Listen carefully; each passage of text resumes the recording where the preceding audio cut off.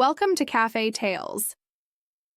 Tonight we wander the rain-slicked streets of 1930s North London, where the grimy pubs of Mutton Lane conceal a dark conspiracy. Hercule Poirot and Captain Hastings are drawn into a chilling mystery when a seemingly unremarkable man becomes the target of a sinister scheme. Join us for Death Draws a Blank, inspired by the true story of Michael Malloy, Mike the Durable. A tale of greed and unexpected mercy, crafted in homage to the masterful Agatha Christie, whose genius we honor, though this gritty enigma unfolds on our own terms. Before we begin, share in the comments, where are you joining us from tonight? Your presence illuminates our journey through these shadowed mysteries. Now, let the story unfold. Chapter 1. The Men of Mutton Lane. I have always maintained, and have often said so in these chronicles of Poirot's more remarkable cases, that the most extraordinary adventures are apt to spring from the least promising beginnings. So it was that in the frosty dusk of a February evening in 1933, Poirot and I found ourselves trudging along a none too savory thoroughfare in North London, Mutton Lane, to be precise. It is not a locale I should have chosen for a stroll. Businesses of a dubious nature spilled yellow light onto the pavement, and the air, thick with the mingled aromas of stale beer, discarded fish paper, and a hint of coal smoke, was not improved by the drizzle. Shopkeepers had already pulled down, rattling shutters, leaving only the dim-lit pub fronts and the occasional late straggler for company. Wagons groaned over potholes. Somewhere nearby, the tuneless strains of a piano struggled from a second-story window, only to be snuffed out as the player lost interest or succumbed to gin. Poirot, bundled against the February damp in a thick woolen scarf and his habitual elegant overcoat, seemed oblivious to the gloom. He walked with punctilious neatness, sidestepping puddles and mud with almost feline dexterity. Mon ami Hastings, let us not allow our spirits to droop, he declared, as a gust of wet wind carried a sodden scrap of newsprint past our feet. Poirot's eyes twinkled beneath the brim of his hat. It is in precisely such unpromising places that crime finds a most congenial home. He paused, surveying the darkened shop fronts with his usual air of meticulous interest. And for Hercule Poirot, where there is crime, there is also the opportunity to exercise the little gray cells. N'est-ce pas? I couldn't help but laugh, though I shivered and adjusted my collar. So, you really believe some villain is afoot even here, Poirot? He shot me one of his quick sidelong glances. Monsieur does not telephone one's breakfast table to summon us on a matter of mere pickpocketry. As we advanced, the gloom thickened. The gas lamps down the alley cast pools of light onto the slick cobbles. At the corner, a trio of men, broad of shoulder and narrow of eye, stood arguing in low voices outside the greasy window of a fish and chip shop. They eyed Poirot and me as we passed, sizing us up in that particular manner of the seasoned Londoner, who senses the unfamiliar. A battered public house signboard creaked overhead. The Trinity Arms. Poirot halted, consulted the slip of paper he had given him, and nodded in satisfaction. It is here, my friend. We are expected. Inside, the Agatha tap room was a world apart from the cold and misery without, though not necessarily more inviting. Smoke hung so thickly about the low ceiling that the lamps glowed a stubborn orange, and the general aroma was an assault on all but the most stoic of noses: ale and tobacco, cheap gin, yesterday's stew, and humanity at its most fragrant.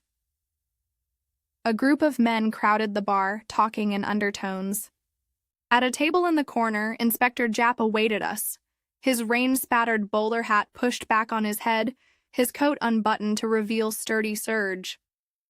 There was something in his posture, solid and businesslike, yet almost restless, a tell of irritations below the surface. "Glad you came, Poirot. Evening, Captain Hastings." His nod to me was brusque but honest, and I felt in it the unspoken camaraderie of those who, like myself, have come too often to places and cases most would sooner avoid. Poirot drew up a chair with his characteristic precision. "Well, Jap," he prompted, fixing his old friend with a keen gaze, "what is it that brings us to this den of iniquity on such a night?" Jap's fingers drummed the tabletop. "There's a jobber afoot, right enough, a chap by the name of Malloy, Irishman, down and out, knows every gin mill this side of the Mile End Road. According to the locals, he's got 9 lives." Poirot's eyebrows soared. "A case of miraculous survival?" "Perhaps you might say that. Bloke's been found nearly dead 3 times in as many weeks. First it was a bottle of bad gin, then gas leaking in his lodgings. The whole place nearly went up, and last night he was pulled out of the canal near Limehouse. Some say it's luck or the drink. I say it's murder, or the clumsiest string of accidents I've come across in my career." Poirot leaned forward, a spark of real interest lighting his eyes. "And what do you think, Monsieur Jap, that fate has a peculiar interest in this Mr. Malloy?" Jap shrugged, but his face was grave. "If it's fate, it's a cruel one. The man's nothing to look at. Rough, bony, drinks whatever's put before him and sleeps it off wherever he finds a roof. Yet, oddly enough, he seems to have a circle of eager friends. A barman, a bookmaker called Foxy Kirby, an undertaker named Sloane." "Odd choices for companionship, don't you think?" I interjected. "Surely such a man is more a figure of pity than danger?" "Perhaps. But every time Malloy cheats death, these so-called friends are at hand. Some of them don't look too pleased at his continued breathing." Poirot's lips pursed. "Bon. And what makes you suspect foul play instead of a mere run of appalling luck and poor taste in beverage?" Jap hesitated. He glanced about, lowering his voice. "A barmaid, Rosie, overheard something last night. A few words between Kirby and Sloane. Something about the policy maturing, and one more try. She didn't think much of it until Malloy got dragged from the canal and hour later." Poirot's eyes sharpened. "A policy? You suspect insurance?" "That's the ticket. But I've not tracked down the paperwork yet. The powers behind all this keep their business close, and no one in Mutton Lane gives away more than he must. I want you to nose round, Poirot, see who stands to gain by Malloy's unlucky run finally coming to an end." Poirot's expression was serene as he mulled it over. "A chain of improbable survival, a collection of unlikely friends, a whiff of insurance, and, as you say, the dog who does not bark in the night. Very well, Inspector. I will exercise my intellect.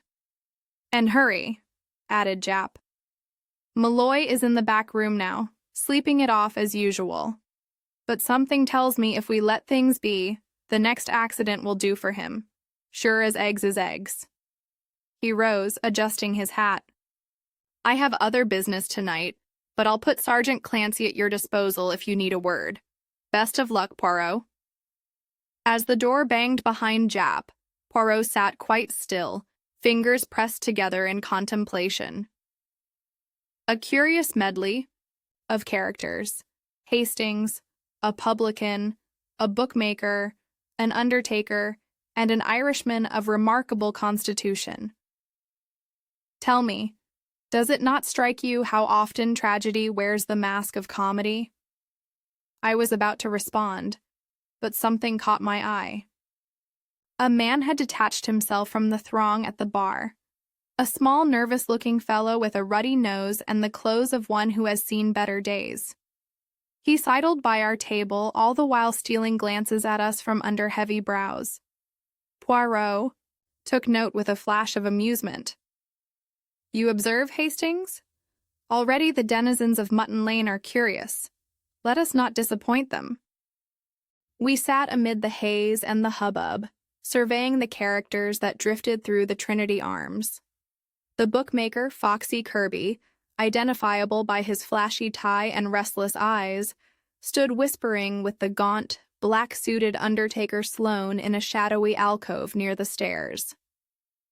The barman, a thick-set man with arms like hams, polished glasses with a studied aloofness, watching his clientele as if they were wild animals liable to bolt at the first sign of trouble. Somewhere behind a warped door beside the tap room came a ferocious snoring, the indomitable Mr. Malloy himself, suspected heir to both astounding luck and perhaps utter ruin. Poirot touched my arm, his gaze sharp with expectation.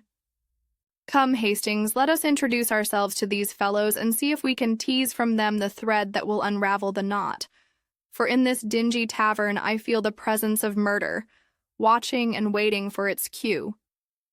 As I rose to follow him, I caught the weary eyes of Foxy Kirby upon us, and felt for the first time that evening the frown of a true mystery, the sense that far from being unwelcome in Mutton Lane, we had been drawn here by the hand of fate itself. How little did I suspect then that this thread, so innocently offered, would soon entangle both Poirot and me in one of the strangest and most perilous cases of his career. Chapter 2. The gathering in the tap room, having resolved to tease the thread, as Poirot put it, we took station near the battered piano from which a pair of black-eyed young men attempted a melody in fits and starts. The eyes of the Trinity Arms regulars shifted in our direction, some with good-humored curiosity, others with open suspicion. One or two faces, half hidden by their tankards, regarded us with a furtive weariness that made me glad Poirot's presence was at my right hand. "It is most instructive, mon ami," murmured Poirot, his eyes roving the close-packed tables, "to observe the pattern of a room before one disturbs it. See there." Kirby speaks again to Sloane. The Undertaker's handshake is a study in constraint. The barman polishes his glasses, but his ears collect every word. I smiled. "You take in everything, Poirot. But naturally, one must always observe and only sometimes intervene." He straightened a slightly askew lamp on our table, knowing Poirot's devotion to symmetry, a sure sign he meant to be at his sharpest. Just then, the barman strode over, flattening his apron with a meaty palm. "You gentlemen will be wanting drinks, I dare say? House gin, or got something special in mind?" Poirot, with his usual courtesy, requested a crème de menthe, causing the barman's brow to furrow at the unfamiliar phrase. "What will it be for you, sir?" he asked me, with barely concealed relief. "Whiskey, please," I said, trying to adopt an air of easy confidence. "Oh, a drop for the gentry, eh?" He shuffled off, muttering about foreign proclivities. As the drinks arrived, accompanied by a twitch of the barman's eyebrows, Foxy Kirby sidled over, dragging a rickety chair behind him. He had the wary, darting look of a man forever expecting bad news, or its bringer. "You two with the police, then?" he asked Poirot without preamble. "Not exactly," Poirot replied, smiling. "I am Hercule Poirot, and this is my friend, Captain Hastings.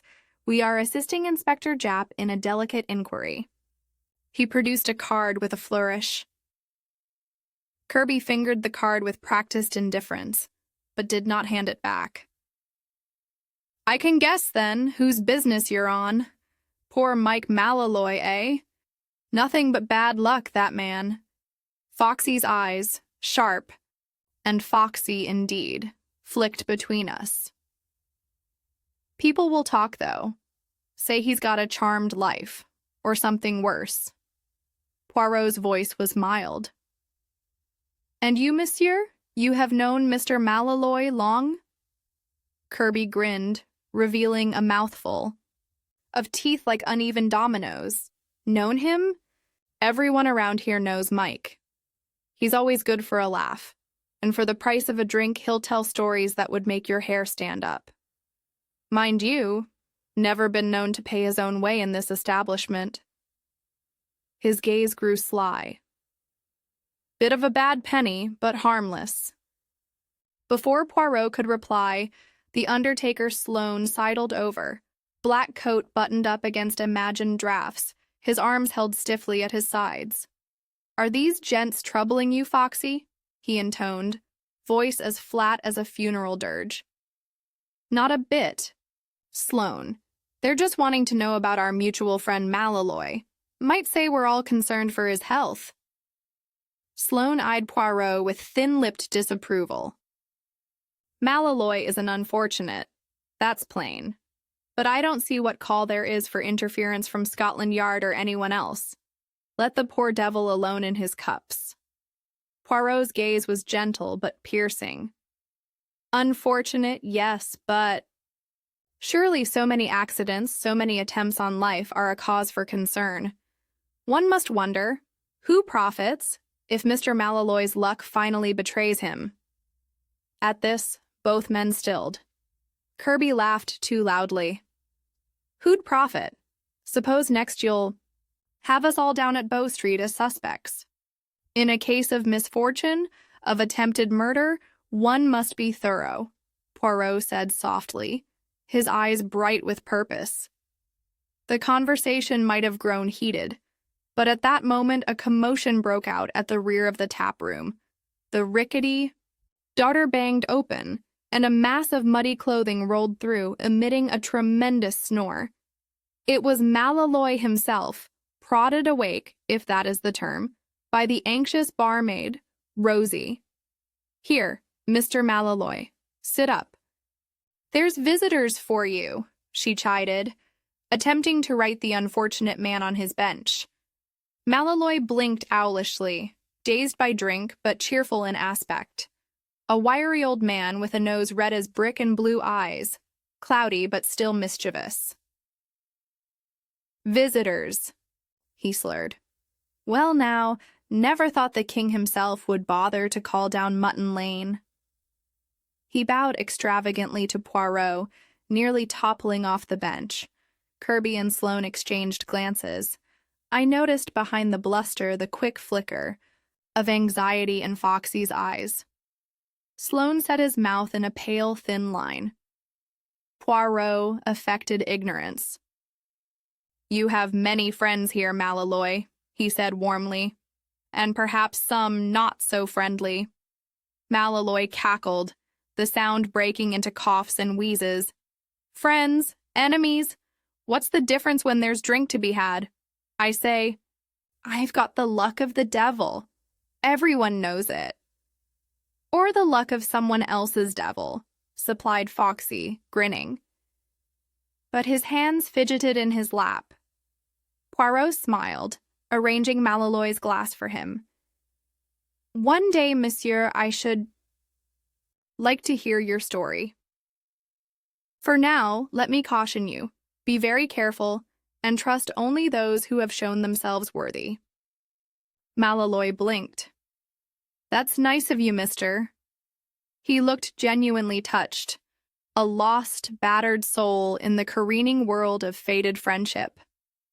Rosie, the anxious barmaid, came to collect empty glasses, pausing to drop the briefest of warnings in Poirot's ear. "It's not just bad liquor about, sir.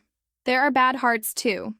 If you want to help Mr. Malloy, keep an eye on him tonight." Then she hastened away as Foxy pretended to study his boots.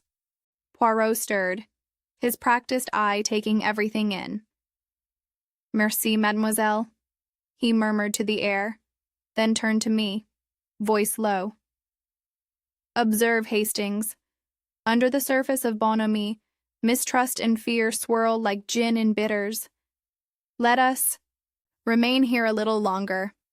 I wish to see how the shadows twist in the light, and which, in the end, will strike. The evening wore on. More strange company shuffled in. More glances flickered our way. And all the while, Poirot's remarkable mind worked in silence. The odd party at the Trinity Arms had assembled, and somewhere among them, in the jangling melody of chip-shop piano and creaking signboard, murder plotted its next move. Little did I know, as I sipped my whiskey, that within the next 24 hours a deed would be attempted in Mutton Lane that would shock even the imperturbable Hercule Poirot and thrust both of us into a drama as dark and tangled as the alleyways outside. Chapter 3. A Most Unnatural Accident. Hour grew late, and the fog pressed itself thickly against the windows of the Trinity Arms, as if intent on seeping into every whispered conversation and shadowed corner. I was nursing the remains of my second whiskey, observing Poirot, who, with infuriating composure, sipped at his lime-green crème de menthe with all the leisure of a Parisian café patron. The Club of Trinity Arms regulars grew bolder as the evening wore on, laughter a little louder, talk taking on a ribald knowing edge. Mr. Malloy, having revived somewhat under Rosie's care and a restorative glass, was soon at the center of attention. A new round was pressed upon him by Foxy Kirby, who declared a little too heartily, "No man should drink alone on a night like this, least of all our immortal friend."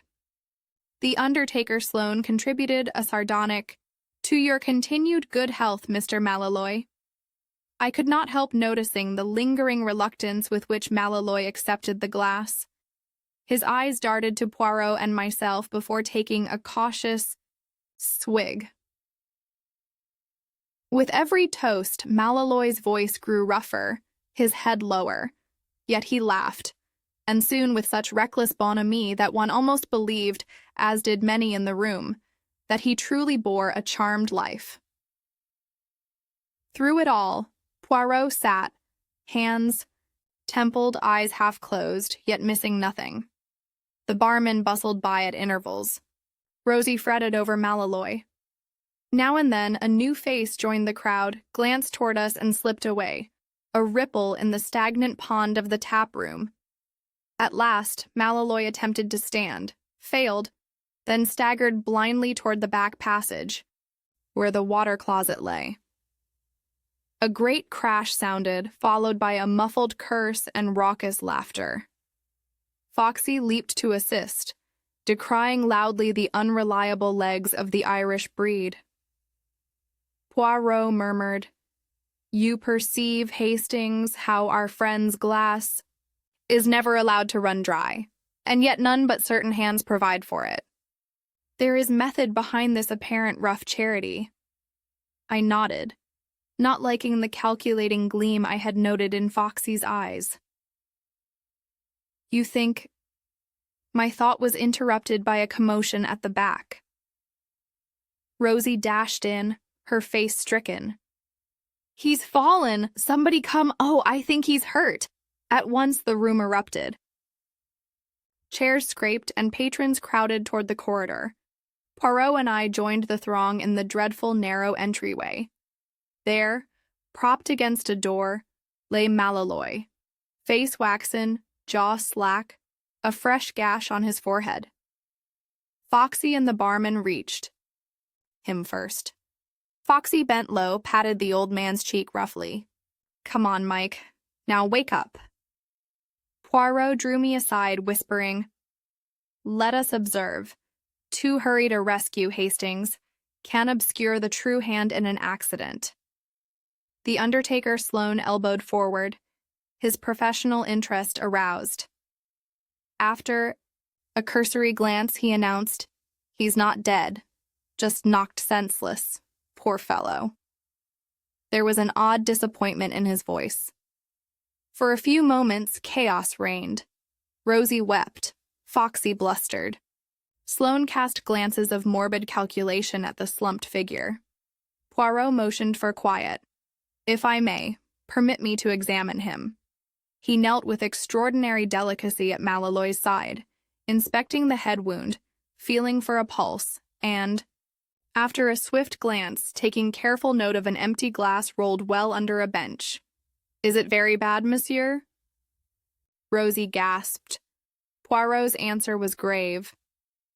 "The blow is not severe, a glancing cut. I am more interested in what Mr. Malloy drank just before his collapse." He turned the glass upright and sniffed it, his nostrils flaring. Rosie shivered. "It wasn't me brought him that last. It was Foxy. I saw him pour from the private bottle." Kirby shot her a look of pure venom. Poirot's gaze silenced him. "Monsieur Kirby, I wonder if you would be so obliging as to fetch Inspector Japp immediately, and the bottle, if you please." His tone was light, but it brooked no refusal. Foxy swallowed. "Anything you say, Mr. Poirot?" As Kirby departed, Poirot rose and addressed the huddled group. "It seems our Mr. Malloy is most unlucky tonight, so unlucky that it strains credulity. Let us convene in the tap room and allow the air here to clear. Musgrave, will you and Rosie remain with Mr. Malloy?" "Hastings." "A word." We stepped back into the main room, where Poirot kept his voice low. "You remarked the rapidity of Mr. Malloy's collapse." "Yes," I replied, feeling every inch the soldier amid unfamiliar warfare. Poirot nodded. "A mixture, perhaps, of ill luck and careful arrangement. But what do you suppose, Hastings, if I tell you that I detected a faint whiff of amyl nitrate in his glass, a drug known to cause dizziness, collapse, even heart failure if administered to one in poor health?" I stared, abashed. "Then he was poisoned?" Poirot inclined his head. "Or at the very least an attempt was made to help fate along. Such things do not happen by accident. Someone here grows impatient for Malloy's luck to run out." Hubbub swelled again as Foxy reappeared, clutching the suspect bottle and announcing, "Inspector sent word. He'll be along by morning at the latest." "But not, perhaps, in time," Poirot murmured. In that stifling tap room, with suspicion thick as the smoke overhead, the players waited, each watching the others, knowing the drama of Malloy's deathless luck had not yet reached its end. As we took our seats, I felt the prickle of fear draw near. For Poirot, the chase had truly begun. Chapter 4. The Shadow in the Alley. The remainder of that charged evening passed with a watchful, unnatural stillness, as though the very air in the Trinity Arms quivered on the edge of revelation. Malloy, roused at last by Rosie's persistent ministrations and what smelt suspiciously of a fortifying dash of vinegar, recovered enough to sit upright, though his face was still sheet-white. Foxy Kirby lurked at the bar, fiddling endlessly with a battered notebook. Sloane, ashen-faced, hovered nearby, muttering about the inevitable and offering professional sympathy that seemed ill-disguised as anticipation. Poirot and I kept to our table, a silent understanding between us. We observed. We waited. At length, as the pub emptied and the lamps dimmed, Rosie ushered Malloy into a drafty side room to rest, swearing she'd not let another glass near him while he breathed. With no expected visitors before morning, and the spirits of the room soured by suspicion, Sloane and Foxy departed, muttering their farewells. Poirot stood and stretched, his gaze fixed upon shadows pooling in the corners. "Come, Hastings. The investigation is not only in the bright salon, but often in the darkness outside."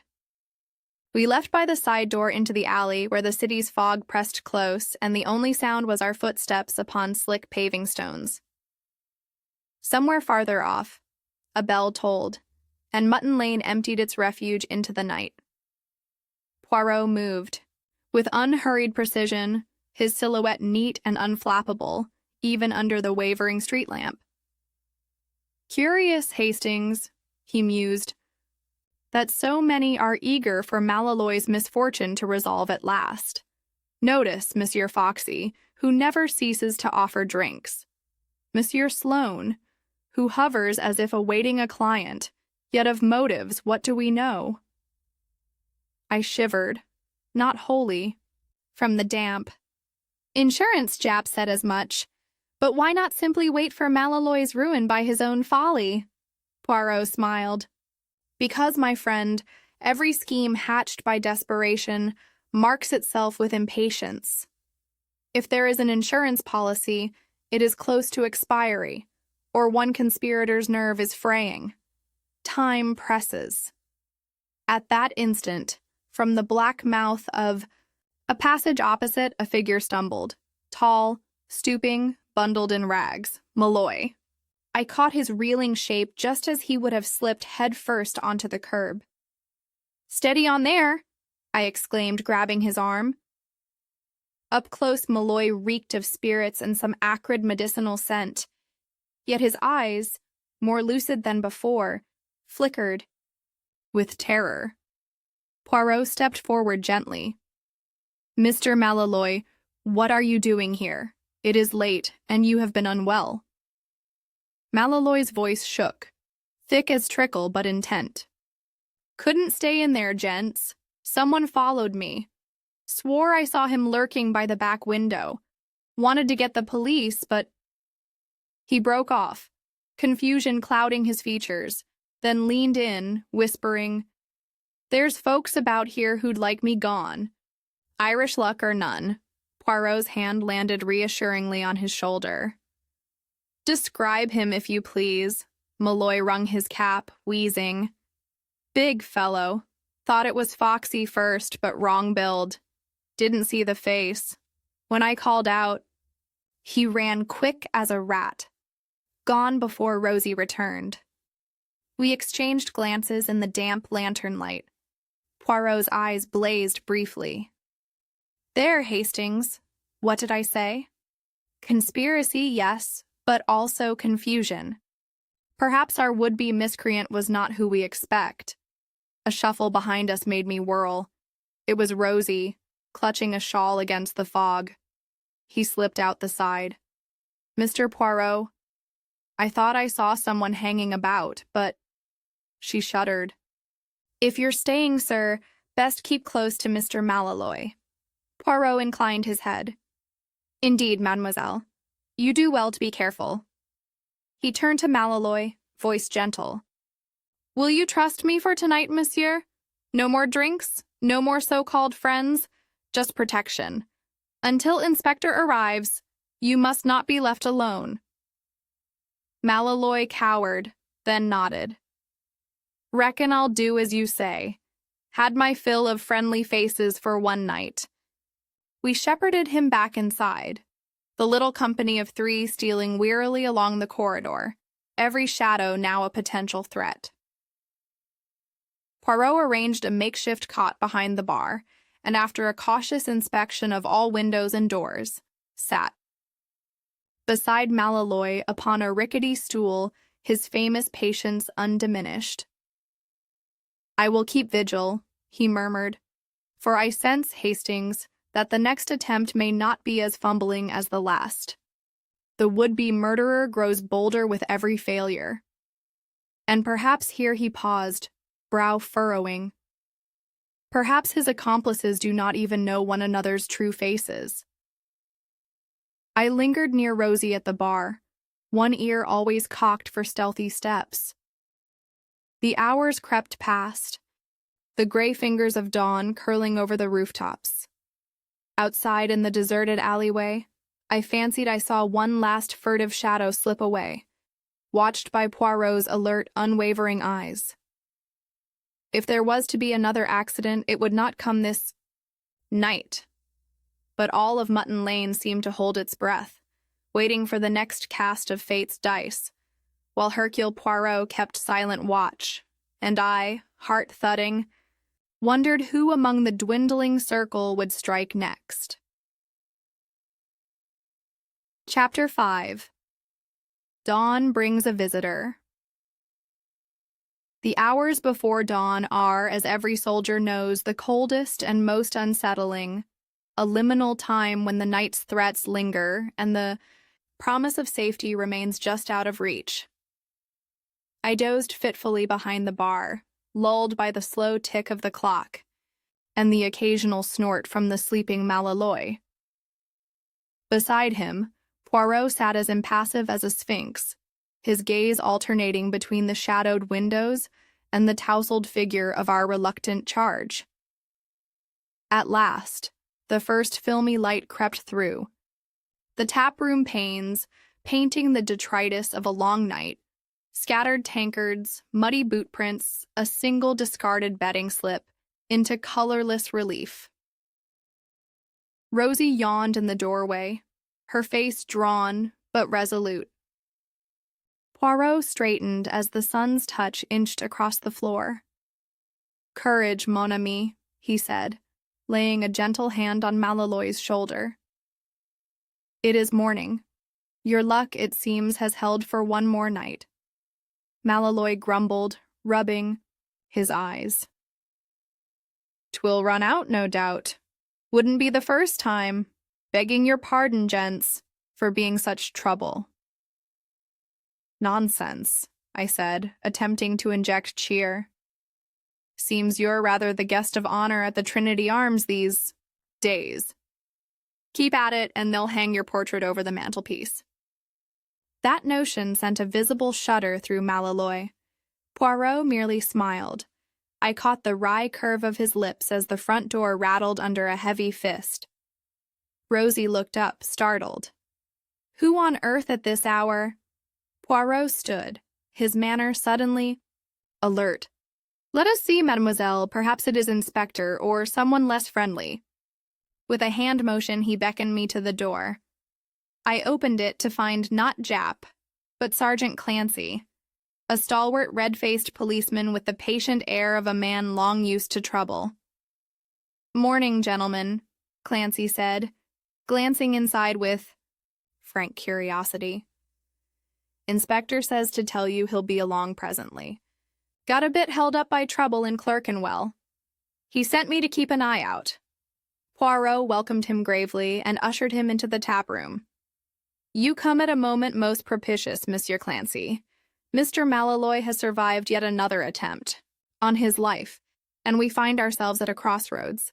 May I rely on your observation, your vigilance, while I interview our other, friends this morning?" Clancy nodded, eyeing Malloy as though he were a rare and possibly dangerous specimen. "You'll not leave him alone, will you, sir?" "On my word, I shall not," I said stoutly. Poirot fetched his hat and gloves, pausing before he departed. "There is something I must seek. Evidence, Hastings, in this curious web. I shall visit Sloane first, and perhaps our bookmaker as well. But before I go, a question." He turned to Malloy. "In all honesty, who gains if your luck at last fails?" Malloy was silent a moment, then looked up, his gaze surprisingly clear. "There's many wouldn't miss me, but gaining's another matter. Might be Foxy's got his eye on insurance. He talks of money for a rainy day, but none's ever fallen his side. And Sloane, well, he's always waiting, isn't he? But there's others, too. This street's long on debts and short on memory." Poirot bowed his head and moved toward the door. "Merci, brave homme. One last thing. Do not, under any circumstances, drink or eat anything not given by Rosie or by me." As the door closed behind my friend, a chill seemed to settle over the room. Despite the pale sunlight, I caught Malloy's nervous glance toward the back window. "Do you think he'll stop them?" he muttered. I tried a smile. "If anyone can untangle this knot, it's Poirot." But as I watched Clancy settle by the door, the broad daylight seeming feeble against the shadows that hung in the corners. I was not sure myself, for even now, in the hush after dawn, the sense of threat had not lessened at all, and somewhere in the waking street, the next move was already being prepared. Chapter 6. Evidence and Alibis. I busied myself tidying the tap room while Sergeant Clancy kept a vigilant, if somewhat sleepy, watch by the door. Malloy, his head cradled in his hands, muttered to Rosie, who brought him a cup of sweet tea and a crust of bread. Outside, the waking life of Mutton Lane hesitated. The usual parade of delivery carts and milkmen seemed quieter, as if the street itself sensed the tension brooding in the Trinity Arms. We sat thus for what felt an age, broken only by the periodic glance from Clancy to Malloy, and when he thought, no one was looking at the clock. At last, the bell above the door jangled. Poirot reappeared, brushing a trace of dust from his immaculate sleeve. He took in the scene at a glance. "Merci, Hastings. All is calm?" "So far," I replied. "Clancy has been a model of vigilance." Poirot smiled. "Très bien. And our Mr. Malloy, how is he?" "Jumpy as a cat," grumbled Malloy. "Any luck?" Poirot sat, fingers steepled, his eyes sharp with that peculiar intensity which always heralded revelations to come. "First, mon ami, a survey." He nodded to Clancy. "Sergeant, you have heard all you need of the misadventure last night." Clancy nodded. "Yes, sir. Rosie gave her account. So did Malloy." "Good." Poirot turned to me. "Hastings, you recall the undertaker Sloane. When I called on him, I found him already dressed for business. A funeral, he claimed. Yet on his blotter, the name inked for today was no name at all. Just a string of question marks." "Curieux, n'est-ce pas?" "Very," I agreed, not thinking much of an undertaker's sense of humor. Poirot continued. "He was at pains to show me a stack of insurance notices, all unpaid, except for one taken out last month on our friend Malloy. Beneficiary by arrangement. And the handwriting, Sergeant, matches the witness signature upon Foxy Kirby's own rent book." Clancy's brow furrowed. "So they're in it together." Poirot shrugged. "It is a possibility. But Mutton Lane breeds tangled allegiances." I also visited Foxy Kirby, who was most nervous. He claimed he'd only signed as witness at Sloane's request. Yet, in his ledger, I found curious notations. Bets laid, debts owed, with Malloy's name appearing rather too frequently, given Mike's poverty. It would seem, Sergeant, that when Malloy is lucky, Foxy owes him. When he is not, Foxy stands to gain. "And what of the others?" I pressed. Poirot's face softened. "I saw Rosie briefly, though she was watching over Malloy. She alone, I think, wishes our Irish friend well, neither out of greed nor fear, but simple kindness." We were interrupted by another knock. The door opened for Inspector Japp, rumpled but brisk, notebook in hand and eyes sharp. "Morning all. Sorry for the delay. Clancy, you can stand down. Poirot, what have you got?" In a few crisp sentences, Poirot outlined his findings: the insurance policy, the convoluted debts, Rosie's loyalty. Japp listened, scribbling furiously, then eyed Malloy with something like grudging respect. "Survived another night, did you, Mike? Well, you're making my paperwork grow old, waiting for you to pop off." Malloy grinned weakly. "Always happy to oblige." Inspector Japp. Poirot rose, straightening his jacket. "The time has come to gather all concerned. I have a suspicion. The next hand played will reveal not only who among them pushes and who merely watches, but why Malloy was chosen for this fatal game in the first place. May we have an assembly in the tap room at once? Jap nodded. Clancy, fetch Foxy, Kirby, and Sloane, if you please. And Poirot? What do you expect to find? Poirot's eyes gleamed. Not what, my friend, but who, and perhaps who is missing or who overplays their hand when the game is nearly lost. As Clancy strode off, I looked at Poirot. The taproom had never felt more like a stage preparing for its final act.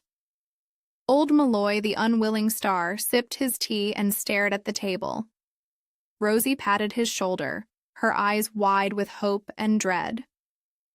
Poirot stood by the window, twirling his mustache. Now, Hastings, you will see. The truth steps into the light only when those in the shadows are compelled to face it. Courage, mon ami. The denouement is near. And as the bell rang again, heralding the arrival of the other players, I knew that within the hour, the culprit would reveal all, and that the strange saga of Malloy the Unkillable would at last come to its end. Chapter 7.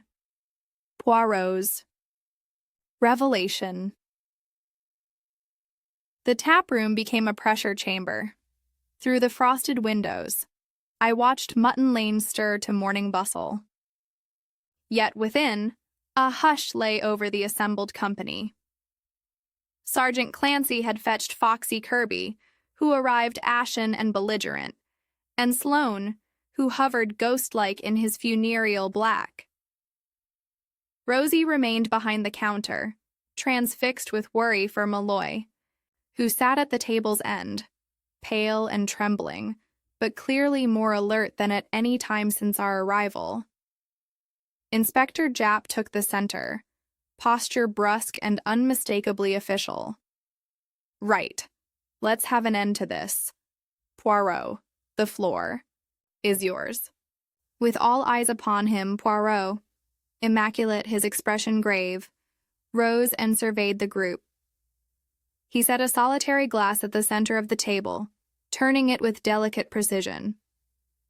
Let us state the facts, mes amis. Here we have a poor soul, Mr.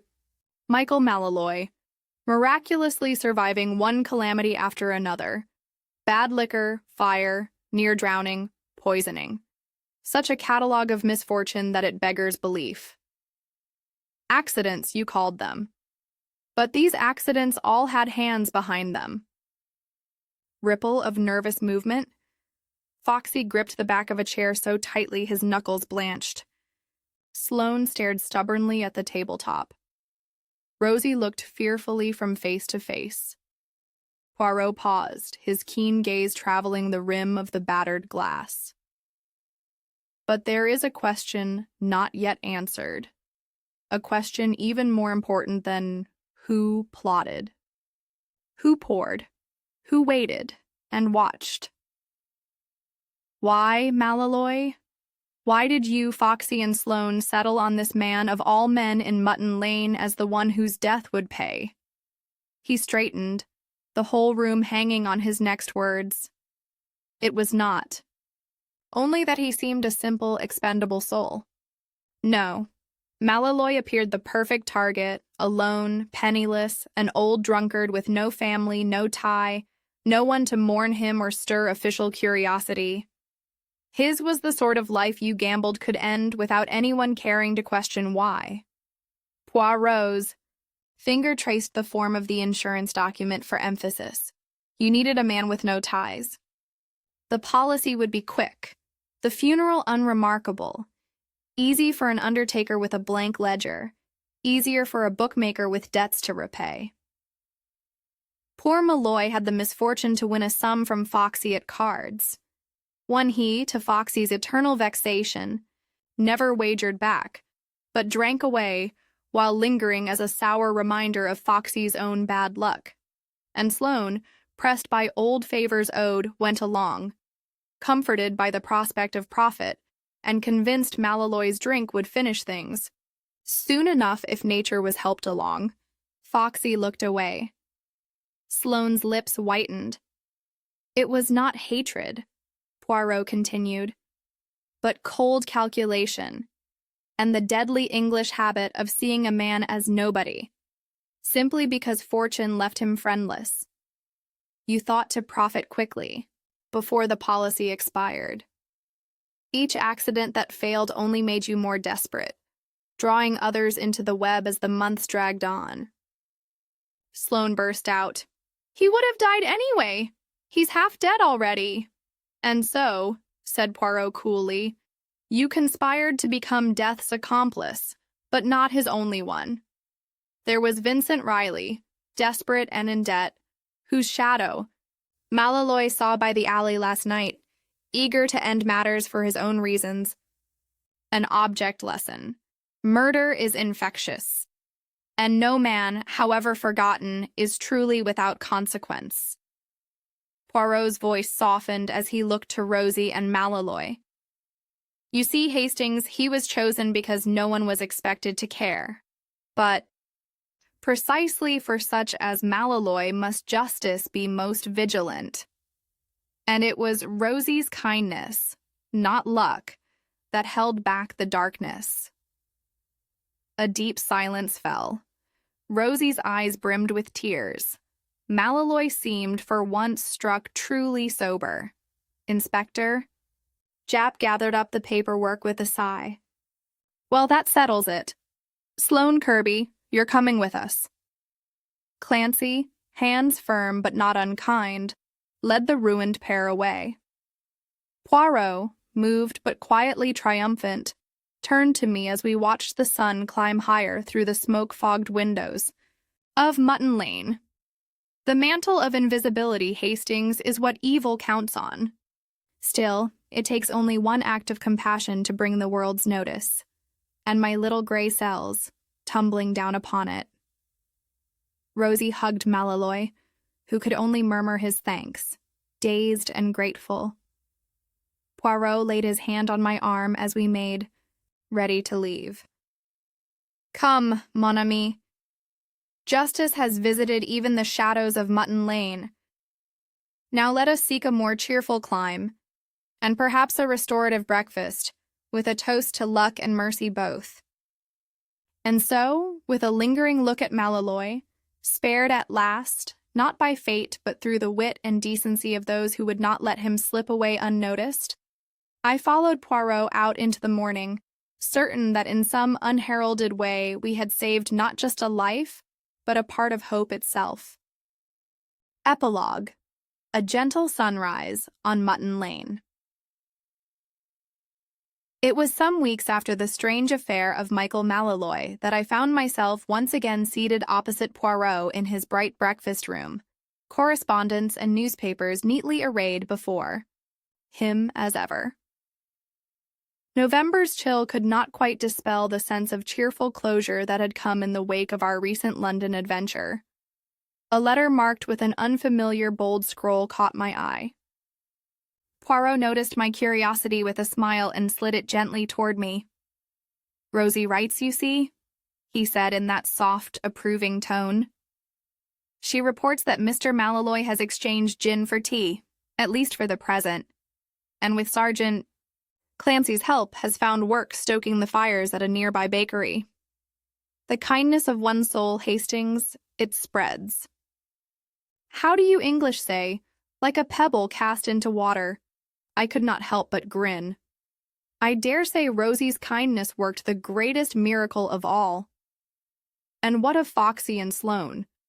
Poirot's mustache twitched. To the Crown Court, naturellement. Their sentence will not heal every sorrow of Mutton Lane, but it may discourage other similar schemes. And Mr. Riley, a caution and his passage to relatives in Liverpool. The inspector, you will recall, has a keen sense of what is punishable, and what is simply pitiful. He looked suddenly grave, fingers laced. It is well, I think, to be reminded that crime takes root wherever desperation, loneliness, and indifference flourish, but so too does redemption. Malloy was chosen because the world overlooked him. But as we have seen, to be seen and to be saved, sometimes that is enough. I gazed out the window, watching London rouse itself to its busy day, with the knowledge that somewhere a battered Irishman and a quietly heroic barmaid were starting their own new chapter. Poirot, noting my reflection, poured me another cup of strong tea.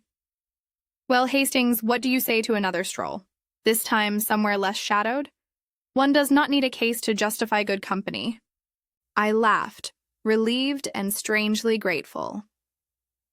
As we left the flat, stepping into the lively sunlight, I found myself thinking often of Mutton Lane, and of all the nameless streets where luck and mercy might yet prevail. For in the end, as Poirot so often reminded me, it is not fate that makes heroes of us, but the simple, stubborn refusal to let another soul slip quietly into oblivion. As the fog settles over Mutton Lane, Hercule Poirot exposes Foxy and Sloane's cruel plot to poison Michael Malloy for profit. Thwarted by a barmaid's compassion and a detective's keen eye, death draws a blank. Concludes with justice served and a flicker of redemption in a forgotten corner of London. We hope this descent into human desperation has gripped you, dear listeners. Did you foresee Rosie's quiet heroism, or were you caught by the conspirators' cunning? Share your thoughts below. If Death Draws a Blank has enthralled you, please like and subscribe to Cafe Tales for more tales of suspense. Thank you for joining us. And until our next tale, may your nights be filled with intrigue and your days with clarity.